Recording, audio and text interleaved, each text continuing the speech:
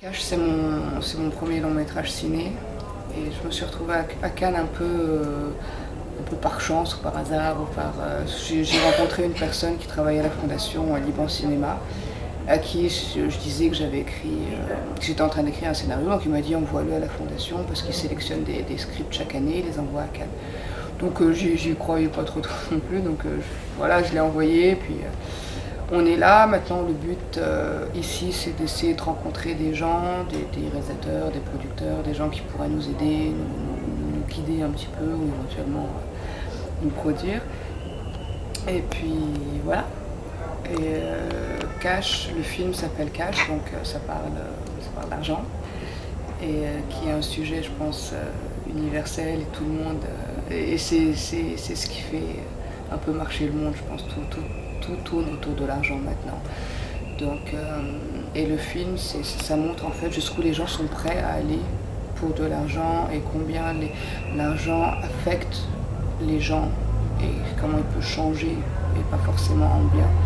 Donc l'histoire du film, c'est un mec, c'est Adil, qui est un mafieux libanais, égyptien, jordanien. C'est pas important. Je veux dire, le lieu où se tourne le film n'est pas forcément, c'est pas du tout ce qui est primordial dans le film. Donc il peut être de n'importe quelle nationalité. Bref, c'est un mec qui travaille sur le marché des explosifs, des bombes, de la dynamite, qui revend au marché africain qui sont en guerre. Donc, et pour pouvoir continuer à produire et à blanchir son argent, il a besoin d'acheter une compagnie pharmaceutique qui appartient à deux frères. Et c'est la seule compagnie pharmaceutique qui produit des médicaments à base, justement des composants de nitroglycérine, etc., qui sont les composants des explosifs. Et comme cette compagnie appartient à deux frères, il y en a un qui veut vendre et l'autre qui ne veut pas vendre. Et donc dès le début du film, le frère qui veut pas vendre est tué dans une explosion, sa voiture explose. Et ensuite, pendant tout le film, en fait, on a un flashback, on essaie de voir ce qui s'est passé et qui l'a tué.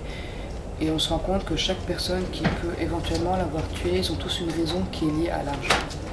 Que ce soit la bonne, que ce soit le meilleur ami, que ce soit n'importe qui. Donc on a 6-7 suspects qui ont tous un problème avec l'argent.